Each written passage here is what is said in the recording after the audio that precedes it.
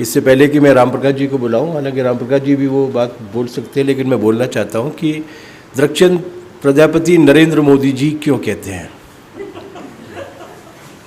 इसलिए कि वो जिस विचारधारा में विश्वास रखते हैं वो विचारधारा असभ्य नहीं बनाती है, बदतमीज नहीं बनाती है। एक उम्र का भी सम्मान होता है, एक पद का भी सम्मान होता है, इसलिए उसका आप व्यक्ति के खिलाफ नहीं होते, आप उस व्यक्ति के विचार के खिलाफ होते हैं, उसकी नीति के खिलाफ होते हैं। दुर्भाग्य से पिछले कई वर्षों से सोशल मीडिया ने हमारी भाषा को इतना ज़्यादा गंदा कर दिया है कि हम भी लगता है कि हमको भी फिर जब मोदी जी की IT सेल के लोग हमारे बारे में ये कह रहे हैं तो हम भी क्यों ना बोलें। हम उनके स्तर तक नहीं जाएंगे क्योंकि हमारा विचार हमें मनुष्य का सम्मान करना सिखाता है। आदरणीय राम प्रकाश जी। सबसे पहले तो मैं दृक्षचंद प्रजापति जी को बधाई देता हूँ। आ जाइए, आपके कुछ फॉलोअर हैं। आप नहीं होती तो मुझे प्रतिष्ठा कैसे मिलती है। एक तो मैं ये कहना चाहता हूँ कि ऐसे जो आयोजन होते हैं उस आयोजन का संचालक खतरनाक आदमी को नहीं बनाना चाहिए। सबसे पहले तो उसकी प्रेस ही उन्होंने प्रस्तुत कर दी, रहा बचा दूसरे लोगों ने प्रस्तुत कर दिया। मेरे हिस्से में एक पॉइंट बमुश्किल तमाम शैली जी ने जो दिया था वो लपक लिया। ये बहरहाल बहुत सारी बातें कही गई हैं और कॉमरेड ने एक जुगनू की बात कही थी, तो एक शेर है कि बला से जुगनुओं का नाम दे दो, कम से कम रोशनी तो कर रहे हैं। इस अंधेरे समय में जब लगभग मुंह में मुसीका बांध करके लोग घूम रहे हैं, जब मुंह खोलने की हिम्मत लोग बाग नहीं कर पा रहे हैं, फांसीवाद पूरी तरह से आया हो ना आया हो, लेकिन फांसीवाद का आतंक कितना गहरा आम जनता के ऊपर, बेचारे गरीब लोगों के ऊपर पड़ गया है कि वो बोल नहीं पा रहे हैं। हजारों लोग सड़कों पर चलते हुए मर गए हैं और उस तरह का जैसा प्रतिरोध होना चाहिए, मध्यवर्गीय समाज में भी होना चाहिए, हम सबके बीच में भी होना चाहिए, वो उस तरह का प्रतिरोध इस देश के अंदर खड़ा नहीं हो सका। तो इतनी इस परिस्थिति में अगर कोई जुगनू भी इस अंधेरे को तोड़ने का काम करता है तो एक बड़ा काम है। मुझे लगता है कि हमने ये प्रैक्टिस लगभग छोड़ दी है, हमने प्रशिक्षण का काम लगभग एक तरह से हमने छोड़ दिया है। मेरा मतलब कि पार्टी से नहीं है, मेरा मतलब हम सब से है, जो साहित्य में काम करते हैं, जो संस्कृति में काम करते हैं, जो कलाओं में काम करते हैं, जो इवन कॉलेजेस में पढ़ाने का काम करते हैं, उन सब ने प्रशिक्षण का काम छोड़ दिया है। हम लोगों को एक तरह से डिजिटली बता देते हैं, हमारे विचार विमर्श की जगह ख़त्म हो गई, प्रश्नाकुलता हमारी ख़त्म हो गई, प्रश्न करने के सवाल हमारे अंदर उठना बंद हो गए हैं। ये एक बहुत भयानक षड्यंत्र है। इस षड्यंत्र में अगर कोई जरा सी भी रोशनी नज़र आए तो उसका सम्मान किया जाना चाहिए। हम सब लोग उसका सम्मान कर रहे हैं और एक महत्वपूर्ण बात है कि उन्होंने बहुत सरल तरीके से कहा। होता यह है कि हिटलर के ज़माने में एक पेंटर हुए थे पिकासो, और पिकासो ने एक तरह से जो एलिटिस्ट जो चीज़ें थीं, चाहे वो महारानियाँ हों, चाहे वो राजा हों, चाहे एलिट्स हों, कुछ भी हों, उनको बहुत विकृत रूप दिया था। उन्होंने उनके चेहरे तोड़े मोड़े थे, उनकी आकारिकी बदल दी थी, और उनकी एक पेंटिंग को लेकर के तो इतना ज़्यादा परेशान हो गया था हिटलर कि उनको देश निकाला देने के लिए मजबूर होना पड़ा था उसे, गोयर्निका। तो अब ये तमाम सारी, मैं आपको बता रहा हूँ कि फ्रांस की यहाँ एग्जीबिशन आई थी दिल्ली में, मैं गया था देखने के लिए, तो गोयर्निका पेंटिंग ओरिजिनल थी, उसकी डुप्लीकेट नहीं थी यहाँ। तो मुझे लगा 50 रुपये का टिकट था उसका, 50 रुपये का टिकट खरीद करके मैं गया था और मेरी इच्छा हुई थी कि उसे छू लूँ, लेकिन इतना सख्त पहरा था कि उसे छू नहीं पाया।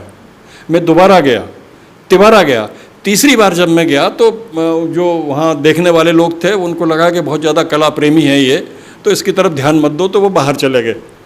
तो मैंने उस पेंटिंग को हाथ लगाया, आप विश्वास करिए उसका पूरा इतिहास मुझे मालूम था, उसकी पूरी बैकग्राउंड मुझे मालूम थी, मेरे पूरे शरीर के अंदर रोंगटे खड़े हो गए। तो कोई भी अभिव्यक्ति होती है जो अंधेरे समय की, उस अभिव्यक्ति में इतनी ताकत होती है कि आपको अंदर तक झकझोर देती है। और ऐसे लोग, जिन लोगों के पास बहुत ज़्यादा शब्दावली, जो टेक्नोलॉजिकल टर्मिनोलॉजी जिसे हम पारिभाषिक शब्दावली कहते हैं, जो हमारे शैली जी तो उसके एक्सपर्ट है, हमारा पारिभाषिक शब्दावली ही बोलते रहते हैं हमेशा। तो वो पारिभाषिक शब्दावली उनकी परिभाषा लोगों को, गांव वालों को पता नहीं होती, मजदूरों को पता नहीं होती, श्रमजीवियों को पता नहीं होती। तो उस पारिभाषिक शब्दावली को तोड़ करके बहुत ही सहज रूप से प्रस्तुत करना, ये एक बड़ा कौशल है। और पिकासो की ही एक बात है कि उनसे किसी ने पूछा था कि आपको सबसे कठिन काम क्या लगता है, तो पिकासो ने कहा मुझे सबसे कठिन काम सरल रेखा खींचना लगता है। सरल रेखा खींचना सबसे कठिन काम है। राजेश जी इस बात की गवाही देंगे कि बच्चों के लिए साहित्य लिखना हमारे लेखकों के लिए कितनी टेढ़ी खीर है, चुनौती है, और उस चुनौती को पूरी तरह से कोई भी, मुझे लगता है कि आत्मसात नहीं कर पाता। इन्होंने भी बच्चों के लिए, राजेश जोशी तो बहुत बड़े कवि हैं, इन्होंने भी बच्चों के लिए कविताएं लिखी हैं, लेकिन ये नहीं कहा जा सकता कि पूरी तरह से बच्चों के अंदर वो प्रवेश कर जाएंगी कविताएं। मज़े ले लेती हैं, सब कुछ होती हैं। बंगाल में जो नॉनसेंस राइम्स का जो है, ये हमारे यहाँ मिलता, अग्गड़ बग्गड़ बम्बे बो 80 90 पूरे 100, ये तमाम सारी चीज़ें मिलती। इसमें जो बच्चों को ध्वनि के द्वारा, इसके द्वारा जो ज्ञान प्राप्त होता है और जो उनकी चेतना ऊर्ध्वीकृत होती है, वो सारा का सारा काम नहीं होता। तो सरल भाषा में किसी भी चीज़ को प्रस्तुत करना बहुत ही कठिन काम होता है, और इस कठिन काम को एक सरल आदमी ही कर सकता है। हम लोग जो साहित्य से पढ़ कर के आए हैं, जो बड़ी बड़ी किताबें हम लोगों ने पढ़ ली हैं, हमारे दिमाग में उनका हैंगओवर रहता है। उस हैंगओवर से मुक्ति हमारी नहीं होती, इसलिए हमारे लेखन में संश्लिष्टता आ जाती है, जटिलता आ जाती है। लेकिन इसको अगर बहुत तोड़ करके बहुत सरल रूप से लोगों तक इस बात को पहुँचाया जाए तो ये काम हो सकता है। मैंने इनका विकास भी देखा है। प्रमोद प्रधान जी सामने बैठे हैं, प्रमोद प्रधान के साथ में कई बार इनकी फैक्ट्री के आंदोलनों में भी वहाँ गया हूँ, मंडीदीप गया हूँ, और मैंने बहुत सारे इनके संघर्ष को भी देखा है। जिस तरह से इनको जो ग्रो अप हो रहे थे विचारधारा के लिए, वो भी देखा है। इनकी ज़िद्दें भी देखी हैं, पार्टी के अंदर भी इनकी ज़िद्दें देखी, इनके संघर्ष भी देखा है, इनका भिड़ना भी देखा है, तमाम सारी चीज़ें देखी हैं। तो इसमें ये लगता है कि कहीं ना कहीं कोई एक आग है जो अंदर जल रही है, और इस आग को बचाए रखना ही सबसे कठिन काम आज के समय में है। और ये जो इस पुस्तक में बहुत सरल तरीके से चीज़ें की गई, इसका इतिवृत्त कितना बड़ा है, कहाँ से शुरू होती है और बिल्कुल समकाल में हमारे आज के सवालों के ऊपर आकर के ख़त्म होती है। तो ये इतिवृत्त इतना बड़ा है, इस पूरे के पूरे इतिवृत्त को इन्होंने समेटने की कोशिश की है। बाकी किताब के ऊपर बातचीत करने का कोई मतलब नहीं है। मैं तो ये निवेदन करूंगा कि सारे लोग इस किताब को खरीदें और ख़रीद करके इसे पढ़ें। जो भेंट में मिलती है किताबें, हमको भी बहुत सारी किताबें मिलती हैं, उनको हम नहीं पढ़ पाते, लेकिन जिस पर पैसा खर्च करते हैं उनको हम पढ़ते हैं। तो भेंट की अपेक्षा ना करें, इनकी पुस्तक को खरीदने की कोशिश करें और उसको पढ़ें। बहुत बार क्या होता है कि हम लोगों के पास सभी साथियों ने कहा कि हमको सब जानकारियां हैं और उसमें क्या लिखा है उसको हम जानते हैं, फलाना करते हैं, ढिमकाना, ये सब सारी बातें ठीक हैं।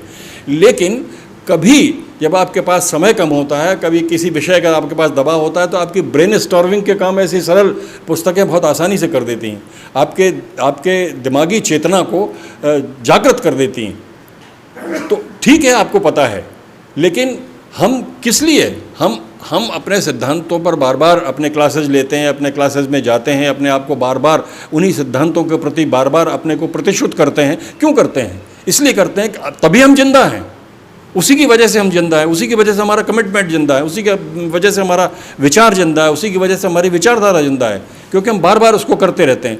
तो ऐसे कोई रेडी रेकनर्स भी आपके पास होने चाहिए जो ज़रूरत पड़ने पर सरसरी तौर पर उसे देख लें और आपकी बुद्धि को वो जागृत कर दें और आप अपनी बातों को आगे बढ़ा सकें। मैं इनको बहुत इस किताब के बारे में शैली जी ने बहुत बोल दिया है और भी बातें बोलती हूँ कि मैं इसके बारे में आपकी रुचि भी समाप्त नहीं करना चाहता। मैं ये कहना चाहता हूँ कि इस प्रकार के प्रयास लगातार होते रहना चाहिए। एक बात और कहना चाहता हूँ कि दृक्चंद्र जी को ये प्रयास लगातार जारी करना चाहिए। ये नहीं समझना चाहिए कि आप किसी पार्टी के किसी पद पर हैं या किसी जगह पर हैं या इस जिम्मेवारी को कर रहे हैं तभी आप ये कर सकते हैं, बिना उसके भी कर सकते हैं। और ये काम बहुत बड़ा काम है और ये काम बहुत सारे लोगों ने किया है, बिना किसी पद, बिना किसी प्रतिष्ठा, बिना किसी सम्मान के बहुत सारे लोगों ने ये काम किया है। और हमारी पहले अगली पीढ़ी के जो लोग थे वो ये करते रहे हैं, जिनका जिक्र यहाँ भी राजेश ने किया कि हमारे सव्यसाची जी ऐसी छोटी, इतने ख़राब कागज़ के ऊपर, इतनी उसके ऊपर, लेकिन उसके अंदर जो आग थी उसने, वो हमारे अंदर आज तक जिंदा है। तो ये काम लगातार होते रहना चाहिए। और मुझे मालूम है कि ये कठिन काम है, लेकिन दूसरी बात, तमाम सारी सरल बातों के बीच में मैं ये कहना चाहता हूँ कि इस सब के बावजूद ये एकल प्रयास जरूर है, लेकिन इसमें सामूहिक समझदारी भी शामिल होनी चाहिए। हमारे सारे साथियों को इसमें इनकी मदद भी करनी चाहिए, इनके फंडों को भी क्लियर करने की मदद करनी चाहिए जो ऑलरेडी है। मुझे इस किताब को पढ़ करके लगता है कि इसके पीछे बहुत पढ़ाई ज़रूर की गई है, क्योंकि इसमें तथ्यात्मक गलतियां नहीं हैं। बर्तनी की गलतियां हो सकती हैं, भाषा की गलतियां हो सकती हैं, तमाम सारी गलतियां हो सकती हैं, तथ्यात्मक गलतियां नहीं हैं। इसका मतलब यह है कि इसके पीछे अध्ययन पूरा है और इसको जारी रखना चाहिए। आपने मुझे बोलने का मौका दिया और बोलना तो मुझे था ही, क्योंकि हमारे ही सहयोग से ये कार्यक्रम हो रहा है। धन्यवाद।